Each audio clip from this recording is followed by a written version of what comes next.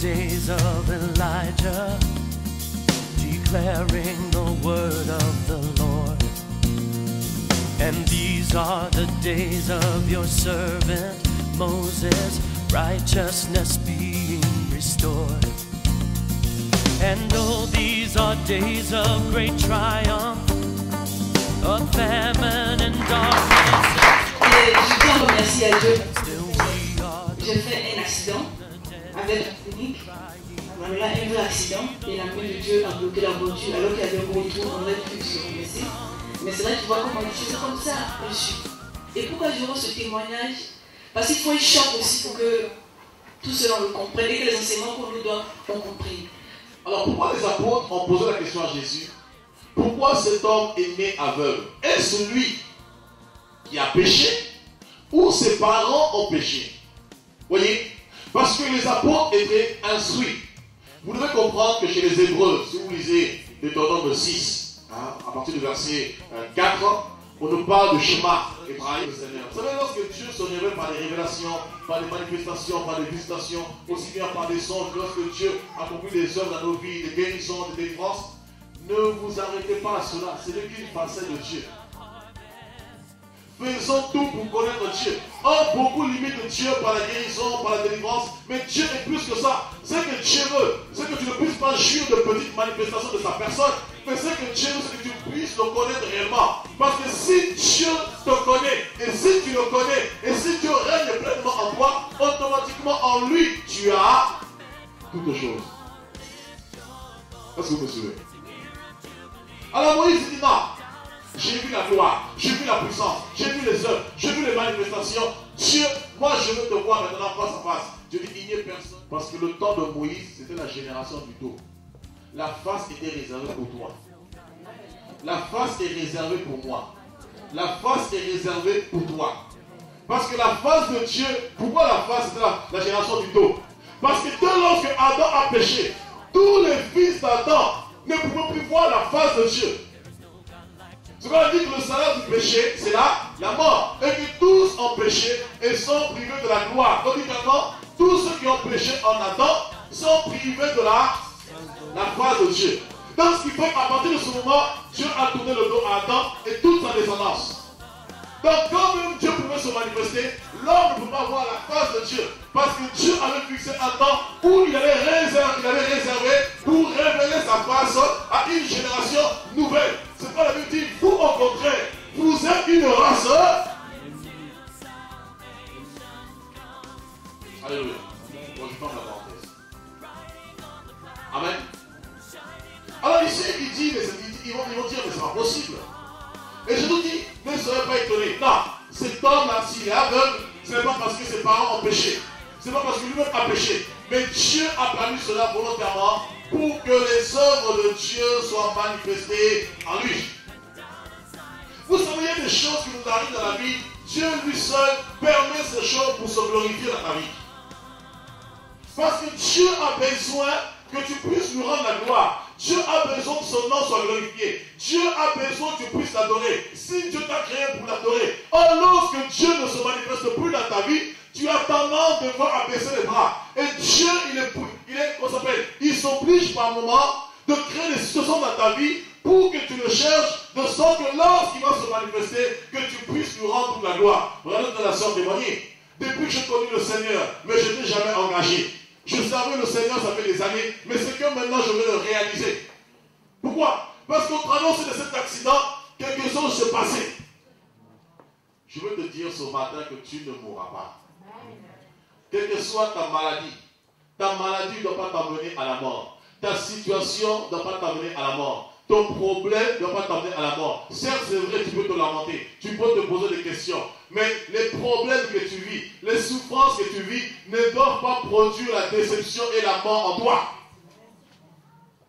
Ça ne doit pas t'empêcher de vivre, parce que Dieu est au-dessus de tes problèmes. Dieu est au-dessus de tes maux. Dieu est au-dessus de tes souffrances. Toi, tu ne comprends pas, mais pourquoi je vis telle chose? Regardez, frère, j'ai tendance à dire souvent, regarde, malgré les problèmes que tu vis, malgré les souffrances, malgré les combats que tu traverses, ne vis-tu pas? Ne manges-tu pas? N'es-tu pas en bonne santé? Alléluia. souvent, quand on voit son problème, aux difficultés, on se demande, Jésus. Là, tu te regardes, mais comment il est fou celui-là. S'il n'a pas compris que je vais tout donner. Écoutez, prenons Romains chapitre 8. Lui qui n'a point épargné son propre fils, mais qui l'a livré pour nous tous, comment ne donnera-t-il pas aussi toutes choses avec lui? Qui accusera les élus de Dieu? C'est Dieu qui est élu de Dieu ici. Tu es un peuple élu. Donc si tu es un peuple élu selon 1 Pierre 2:9, donc ça veut dire que tu fais partie de l'élection de Dieu. Donc si tu fais partie de l'élection de Dieu, dis-moi, frères et sœurs, qui pourra t'accuser? Parce que malgré tout ce qui puisse arriver, Dieu sera toujours là pour te justifier. Il dit, lui qui n'a point épargné son propre fils, mais il a livré pour tous, ne nous donnera-t-il pas toutes choses avec lui? Frère, dans Jean 19:30, Jésus a crié à la croix, tout est accompli. Dans le tout de Dieu, lorsque tu viens à Jésus, dans le tout, il y a ton mariage. Dans le tout, il y a tes enfants. Dans le tout, il y a la guérison. Dans le tout, il y a la délivrance. Dans le tout, il y a le succès. Dans le tout, il y a la vie. Dans le tout, il y a la paix. Dans le tout, il y a la joie. Maintenant, ce que Dieu veut, c'est que toi, tu puisses rentrer dans le tout de Dieu. Si tu passes ton temps à pleurer, tu empêches Dieu de manifester son tout en toi. C'est-à-dire que Dieu a tout préparé pour ta vie. Maintenant, ce que Dieu veut, c'est que tu prennes part à son œuvre. Tu prennes part à tout ce qu'il a accompli pour ta vie. Il veut que tu puisses te lever pour chercher sa face. Que tu puisses crier à lui. Que tu puisses jeûner. Tu puisses prier. Méditer la parole. Que tu puisses t'approcher de lui comme Jacques le dira. Approchez-vous de Dieu. Et c'est alors que lui, maintenant, il s'approchera de vous.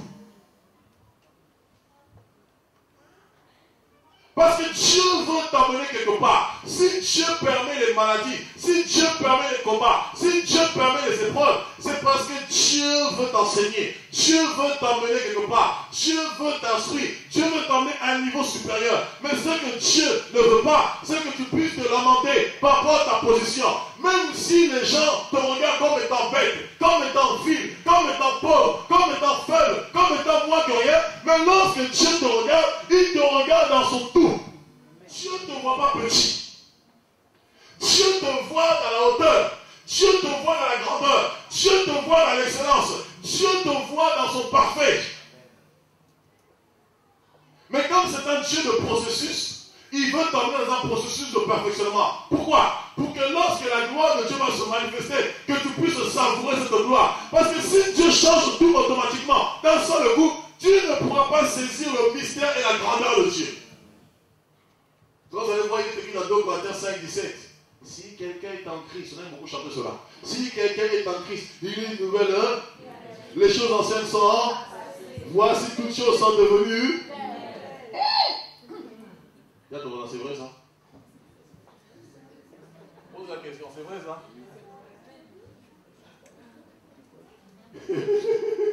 Oh, pose la question, c'est vrai ça? C'est bizarre, je suis en Jésus, mais j'ai toujours la canne ici, c'est pas possible. Pourquoi les cheveux ne poussent pas? J'ai toujours prié pour que les cheveux poussent. Voilà que je suis toujours obligé de mettre des emplois, des mèches.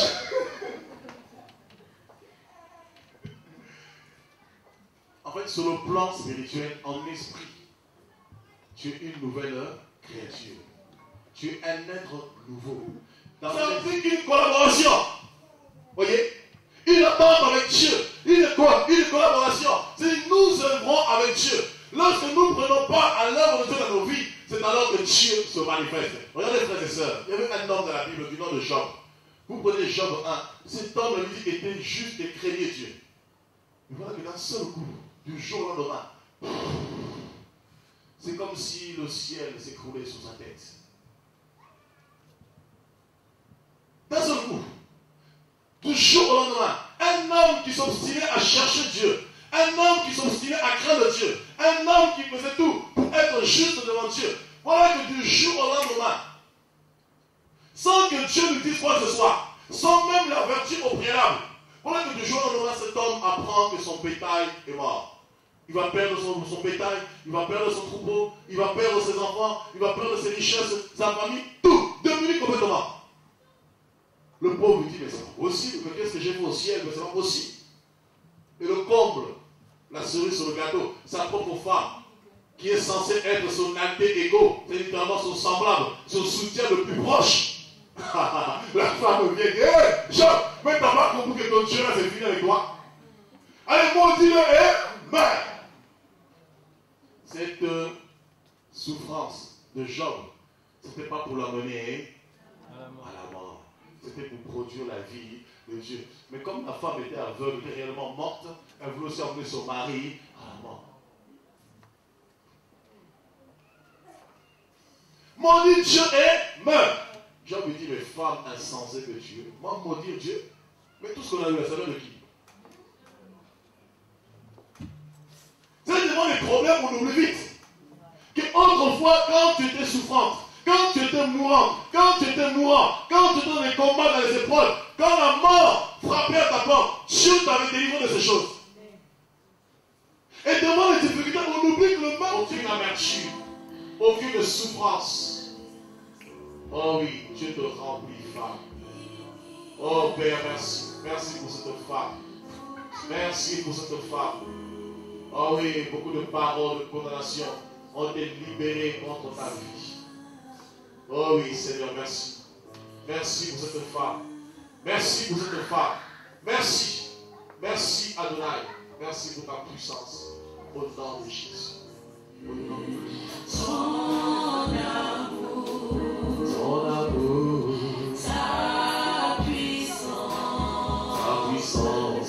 ta présence dans ma vie. Et je veux t'adorer de tout mon cœur. Oui, je veux t'adorer de toute mon âme.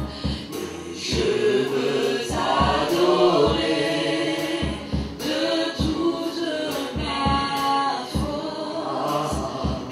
Tu es mon Dieu. Tu es mon Dieu. Que c'est toi qui règne en nous, Seigneur, oh Dieu. C'est toi la solution pour nos vies. Lift your voice. It's a year of jubilee. The doubt of Zion's till salvation comes.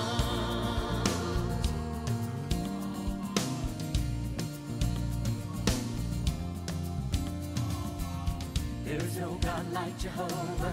There is no God like Jehovah. There is no God like Jehovah. There is no God like Jehovah.